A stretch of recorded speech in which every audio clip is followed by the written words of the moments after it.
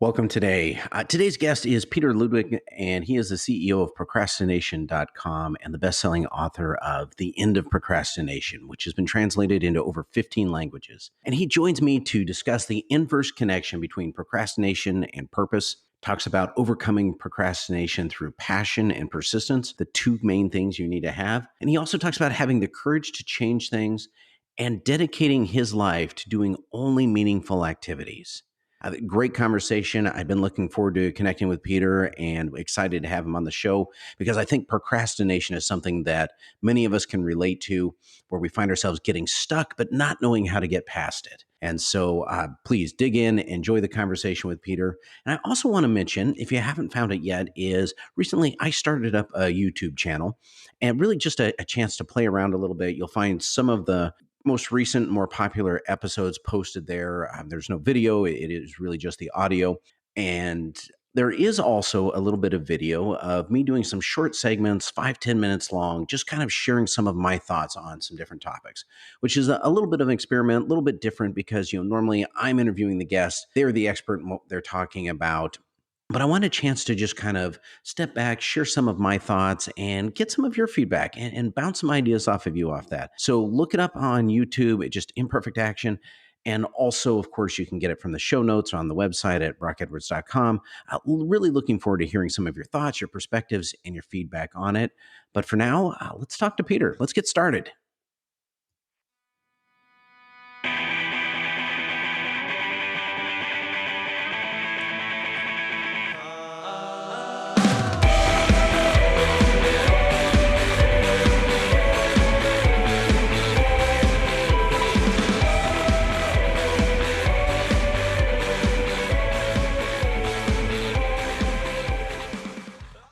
Welcome to Imperfect Action. This is Brock Edwards. And of course, this is the show where we're always looking for ways to get unstuck, get out of our own way, take action, and really be able to move forward, whether we're talking about in our business, our career, in our life. And today, our guest is Petr Ludwig. Petr, tell us a little bit about yourself. Who are you and what are you up to? Hey, and thank you for having me. And if I want to introduce myself a little bit, I always use short story from my life, because when I was 18 years old, I had a very strong moment in my life, and I experienced something that is called near-death experience. I had some medical issue, and it really changed my life. And since then, I'm trying to do only meaningful activities. And that's why I wrote a book that is called The End of Procrastination, because I think that we are wasting a lot of our time doing things that are not meaningful at all. And the book changed my life because it became a bestseller. In my country that I'm originally from, it was a #1 bestseller. And now the book has 17 translations, so it's basically a bestseller in many other countries. And my life is now very influenced by the book. So I'm going around the world delivering my keynotes about procrastination. And my life mission is to help people to overcome their procrastination. First question for you then, and is what is procrastination? How do you define that? Uh-huh. I mean, I think that's one of those words where we might have different definitions. So I want to know your definition for it. Yeah, my definition is that you are stuck in a moment and you are doing trivial activities instead of doing something meaningful. So, and these days it's quite of a global problem, because we are always distracted by social media, by many emails. And I think that we are wasting a lot of our potential, really doing things that are not the core of what we can do with our life. So it's quite sad, because the time that is wasted forever. And we have a data that it's growing. So we procrastinate more than people 5-10 years ago. So it's a growing problem, and it's a global problem. Well, so if we're procrastinating more than people did even just a few years ago, is it because that we have more access to trivial activities? We have more distractions, more things we could do. Yeah. Or is there a flip side to that where we have less of a sense of purpose? We have less of a sense of the important things that we need to be doing? Yeah, I think that both, because we have all those distractions just in our pocket. So you have YouTube, you have Instagram, and it's easier than maybe ever in history to find a very fancy distraction all the time. And then we live in a world that is full of possibilities. And we often experience what is called decision paralysis. Like more choices you have, the more difficult it is to choose at all. So, and we are often overwhelmed. I do a lot of workshops for companies, and what I feel that like average employee these days is overloaded by emails and by so many priorities that at the end of the day, you feel that you accomplish almost nothing. And this kind of decision paralysis is really core of procrastination, because more choices you have, it's easier to do something that is really, really outside of what you really should do. So basically, you can spend like hours reading some non-important articles on Wikipedia, so you can read endless news articles, but at the end you really feel empty, you feel disconnected, because you don't do like things that are really purposeful and meaningful. So that's why the topic of purpose is very connected to procrastination, because one of the main reasons we procrastinate is a lack of purpose at work. Well, sure. I mean, I can certainly see that if you're feeling like your work doesn't matter, you're not getting anything done, well, then Exactly. distractions come pretty easy. So I have a great example of that. Like, yeah, I live in Manhattan, like 3 blocks from Wall Street, and there are many people that are doing like very successful jobs. They have quite a lot of money, but like you feel that they are very disconnected. Like one third of people are depressed, and even though they have a like fancy life from outside, from inside, they're like zombies, without a sense of meaning. So I think that's one of the main problems of modern workplace, like lack of meaning and lack of purpose. yeah, And there's a lot of scientific data about that. So it's not just my opinion, but it's based on like long-term studies. Yeah, speaking of long-term studies, there's been a lot of studies done around employee engagement. That's always a big topic in HR and business circles, and it's always struck me that when you look around at the average person in the grocery store, when you're out walking on the street, most people look like they're disconnected from their lives. So it's hard to imagine why they would suddenly be connected once they show up at work. Mm-hmm. There was a study about depression, and it seems that one of the main reasons of growth of depression in Western world is really a lack of purpose at work. But it's quite obvious that if you don't do the work that you really enjoy, and you don't see any meaningful impact of your work, then you don't have many positive emotions. You have lower rate of serotonin and dopamine in your brain. And it's quite sad, because even though you are earning quite a lot of money is not the answer for happiness. Like, you can have a lot of money and still be depressed. Well, so what can people do? I mean, we'll talk about purpose more here in a minute, but before we get to purpose, what can people do to help pull themselves out of just that mindless procrastination, where they're avoiding a tough decision, or they're feeling disconnected, or, whatever's getting in their way? Are there simple things we can do to help us move forward? Yeah, but basically there are two strategies. One strategy is about willpower, because what we see is that willpower works like a muscle. You can really train your willpower in a long term.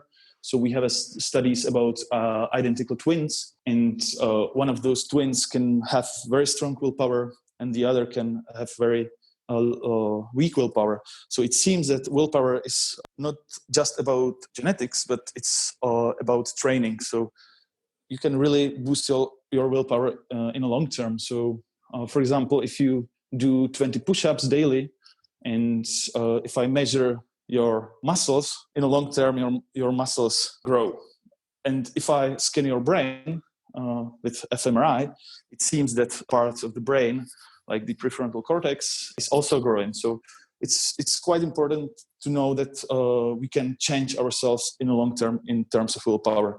So that's a very positive news, because even though you are a big procrastinator, you can really get rid of this bad habit. All right. So if I focus on it, I can over time become better and better at not procrastinating, at taking Right. action. So you said two strategies. So that's the first one, just being aware of it and working on it and knowing that over time I'm going to get better. What's the second strategy? Yeah, the second strategy is about your strengths and about finding activities that you don't need to push yourself into. So, for example, if you really enjoy, I don't know, if you really enjoy to do talks, or if you really enjoy to play tennis, you don't need to push yourself to play tennis. So I really think that one of key strategies is really not to fight procrastination. Key strategy is to find activities that you really enjoy to do, so then you don't procrastinate them. So for example, for me, it's all about finding your strengths, and about the thing that if you use those strengths, you already enjoy the process. And there's a lot of science that if you enjoy the process, then you get results. So results are just the outcome of the situation when you really like what you do. So the old saying that the path is the destination is really to the point, and it's based on recent science. Well, you had mentioned that a lot of people are disconnected, depressed, even if they're otherwise appear successful in their lives. Right. Now, when we choose a direction in our life, when we choose that career path, we're often quite young, late teens, early 20s, and no one chooses a career that they think is going to make them unhappy. I mean, it sounds good at the time, but then, we get some experience, we learn more about that job, we learn more about who we are. And, in my own life, I changed as much between 20 and 25 as I did between 15 and 20. And, 25 and 35 was probably just as big of a leap. So, I think we're all very different people by the time we kind of hit our mid 30s than we were when we were choosing a career. So when we think about purpose, how can we start, I guess, going back, when we hit that stage in our life, we're like, wow, this isn't for me. How can we start seeking that purpose or figuring out maybe what we should be doing instead? All right. I think that the very important thing is that we live statistically twice longer than people 100 years ago. So, and it means that we have a lot of possibilities to really try new things during our life. So, and it's all about courage. Like if you try something new, even though you fail, at the end you feel happier. So I'm trying to encourage people to really start new projects and not to feel like, not to be afraid of failure, because some people, they are too scared to fail. At the end, they are unable to start things. And I think that's the problem of Western societies, that we often take failure as a something that is bad. And I think that failure is not that bad. Even though we fail, we often learn something new. We have new experiences. So I'm encouraging people to try new things and just be okay with failure. It's a part of the learning process, and it's a part of actually the path of success is often about failures. There's this, I think, myth in Western society. I mean, you certainly see it in the movies anyway, where, the hero, the underdog is basically a natural at something.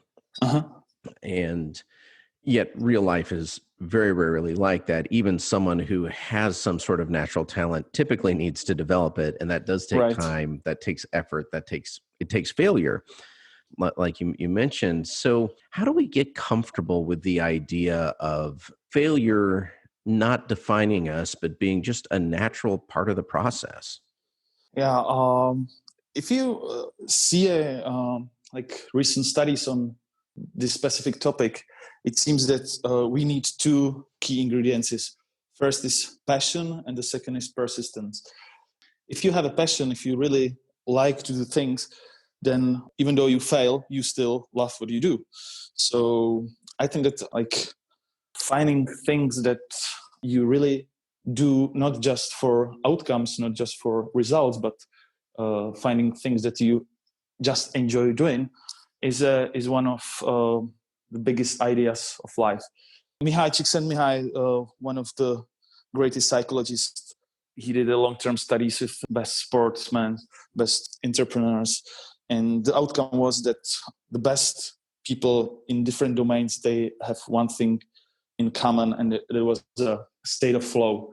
They really enjoy the process, and times stop for them. And if you are in a state of flow, you don't procrastinate. So state of flow is just the exact opposite of procrastinate. So it's like antidote for procrastination. All right. So the tough question then is, how do you get into that state of flow? Now, I know he wrote an entire book helping us do that, but Right, is there kind of a shortcut or summary of how we can get there? Yeah, I think that the key idea is really define your strengths, because strengths are very like knowing your strengths. We all have strengths. Yeah, someone is systematic, someone is more creative, someone likes to work with people, someone likes to work with technologies.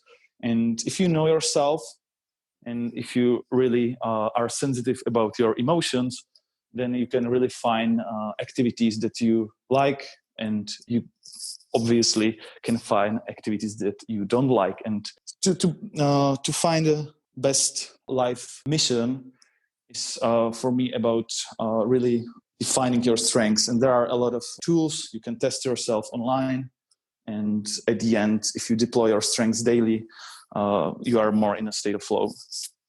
Are there any tools that you would particularly recommend? So if someone heard this and was curious, where can they start, other than, just like the entire internet? Yeah. In my book, I have a few tools, and one of my favorite one is Habit List. Habit List is a simple table. It's basically like habits tracker, and you really define like habits that you want to focus on daily. For example, cold shower in the morning, then 20 push-ups, then read 10 pages of book. And you just note down every day if you pass those habits or not. And at the end, you get a visual feedback. You get a green dot if you pass the habit, and red dot if you don't. And after a few weeks, you really see your progress. And this is really a key tool. I use this tool for 10 years now. And this tool really changed a lot of my clients. It's a key tool if you want to change your habits. You always need a kind of habits tracker, because, for example, that's the main reason why New Year's resolutions doesn't work, because you set a goal, but you don't measure the goal daily. So if you tell yourself, okay, I want to start to exercise more, but at the end, after a few days, you are back in all tracks. But if you have a habit list, and if you measure those things daily, you are able to recognize that you grow with small steps. So small steps is a very crucial part of this method. It's based on a Japanese concept of Kaizen. It's an old samurai method that the old samurais, they train themselves with small steps. They try to overcome themselves with like only details, but daily. And I think that this is the key of changing someone's behavior, because you cannot change yourself from one day to another. The only way how to change someone's behavior is only with small steps. Which is interesting, because, that runs almost counter to this idea of, go big or go home, just we've got to make these sweeping changes, which you mentioned New Year's resolutions. Those are often, massive changes, not right. Here's the direction I'm going. The problem is that if you want to do a massive change, you often fail, and it undermines your self-esteem, and at the end you feel powerless. So small steps are very easygoing, because it's easier to succeed. So for example, if you want to start running, the best strategy is not to go and run 10 miles. Best strategy is to tell yourself, okay, let's run only 500 feet, or let's spend 10 minutes on treadmill. And if you are persistent, if you go and run those 500 feet like every second day, it's much easier to sustain this habit, And at the end, if you form a habit, then you can increase the amount and you can really be able to run those 10 miles, but gradually. And this method is not unpleasant because you are only focusing on small changes. And it's the best way even for other habits. For example, when I was writing a book, in the beginning, I told myself, write a chapter. And I was procrastinating that. And it was twice painful because I was procrastinating writing a book about procrastination. and then I told myself, well, how about to write 2 paragraphs daily? And 2 paragraphs is much easier and much pleasant amount. So at the end, I really started with those 2 paragraphs. And after a few months, I formed a habit of writing, and then I accomplished the whole book. So you can always deploy this strategy in all domains. You know, it's a nice reminder that the strategies that look good in the movies, you know, kind of being a natural at it, making the big sweeping changes, you know, getting better in a 5-minute montage with a nice music in the background.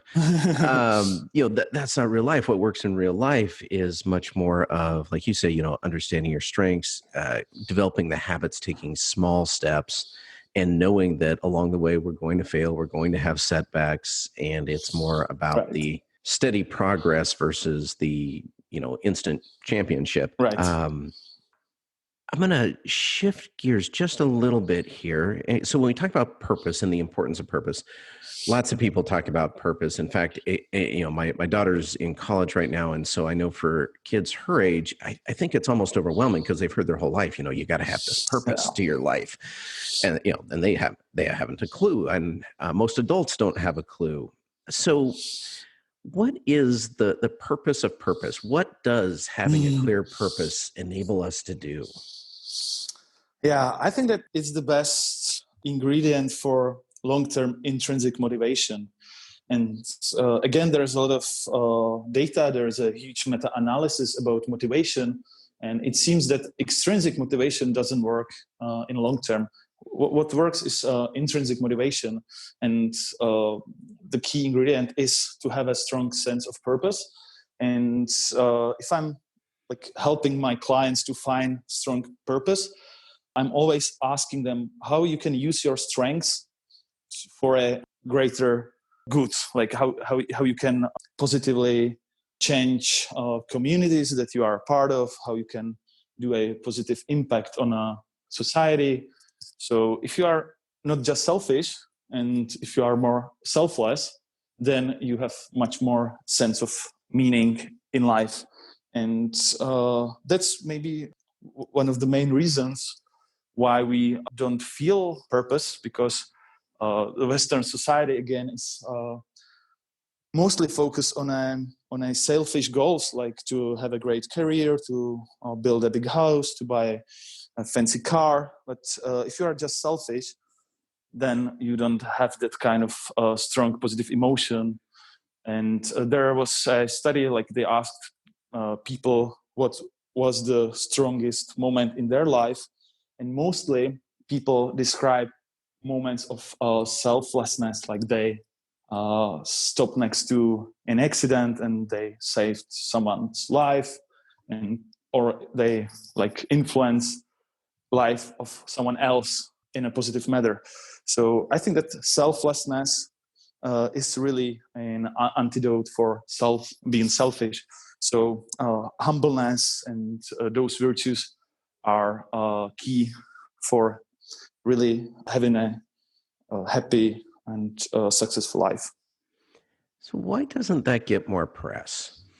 You know, I mean, it's more, we're told, you know, the individual success and pursuing the material goals, you know, that's kind of what's hammered into us by Madison Avenue and just our comparisons to those around us.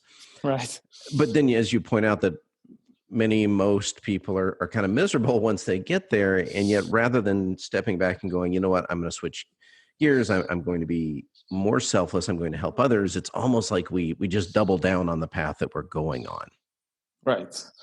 And I think that we should like teach kids this like ideology, because if you see like how schools are designed, they are very competitive, and at the end, kids think that their success is the best outcome.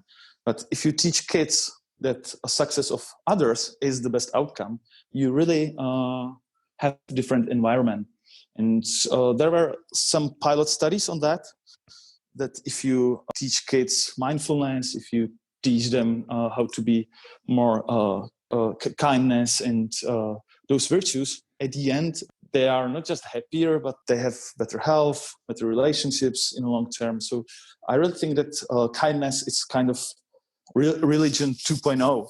Like it's a best strategy, not to just be happy with your life, but it's a strategy of having a great relationships and be a good manager, be a good father, mother, and that's just kindness, right? That we've never really. I'm kind of stumbling over the words here, Peter. Sorry, but the jump from between procrastination and purpose, that makes sense. I've never thought about them that way, as being kind of on the flip side of the same coin. Yeah, and then, there are. For me, procrastination is just a red blinking light that you have a problem. And basically, if you procrastinate, you have two kinds of problem. You have a lack of purpose, or you have lack of willpower. And if you fix those two, then you don't procrastinate. If you love what you do, if you do something meaningful and you have a willpower to continue after the failure, then what more? So, and there's a beautiful Japanese proverb that is describing the exact same idea. And it follows like: vision without action is a daydream, and action without vision is a nightmare. And it really describes two main problems that we have. Like, first problem is vision without action. Many people, they know what to do, but they don't do that. But what is even worse is the second part of the proverb, action without vision. Those are those people that they are working on projects, but they don't see any positive impact. And basically, we need those two ingredients. We need to have a strong vision. We have to know what to do, not just for ourselves, but for others. And then we have to be able to perform the action, like to really push yourself daily and learn habits and so on. So vision plus action is two main ingredients of having a fulfilled life in a long term.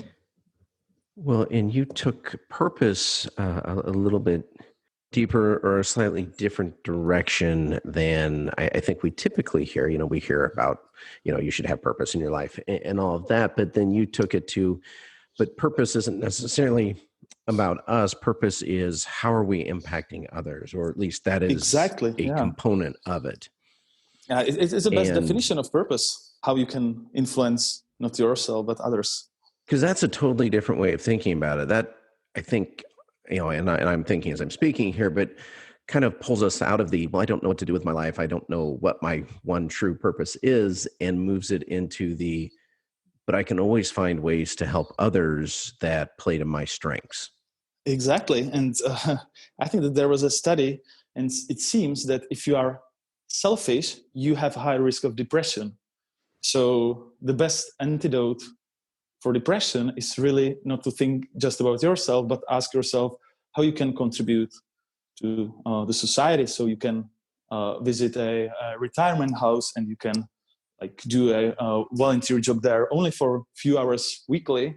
And at the end, it's the best way how you can boost your happiness, not to focus on your happiness, but focus on happiness of others. It's amazing how we started this conversation just, like, hey, how do I stop procrastinating? How do I get off Instagram?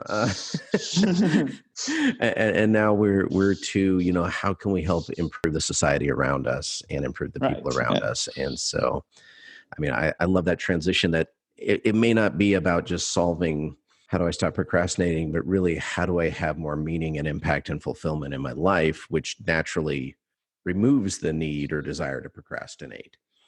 Right. And I have a short story. Like 3 years ago, I found a NGO that is focusing on doing workshops in retirement houses for free.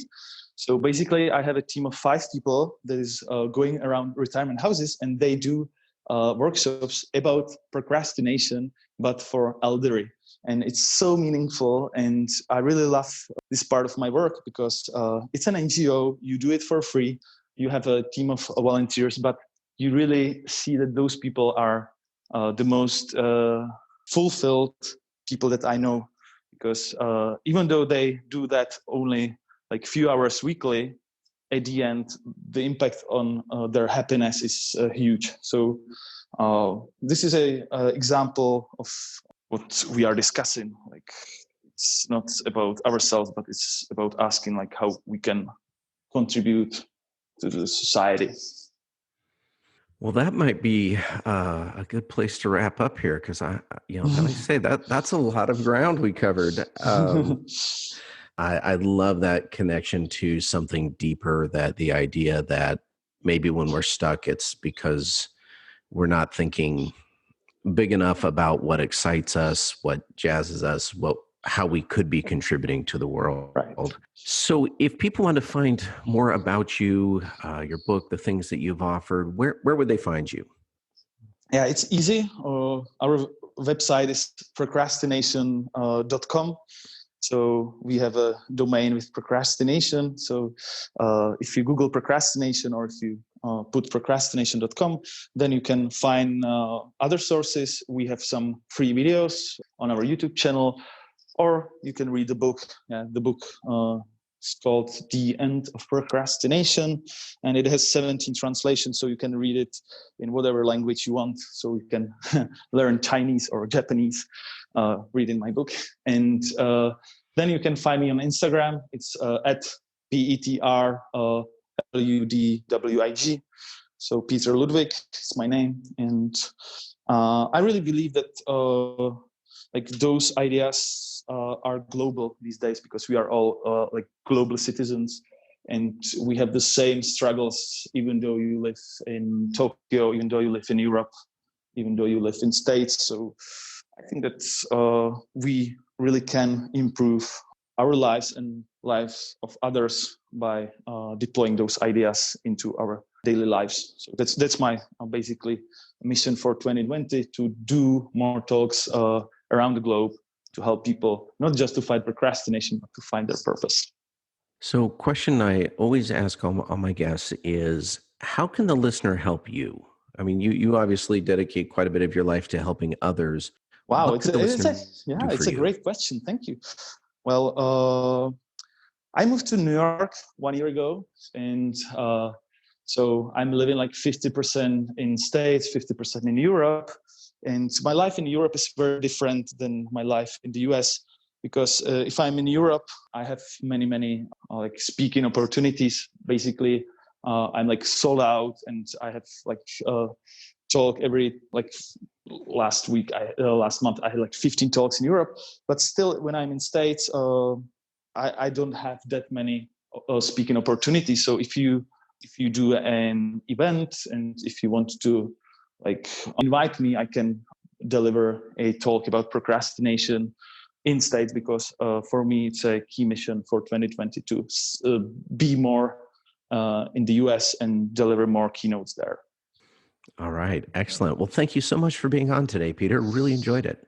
Yeah, thank you so much. It was a great discussion, and thank you for having me.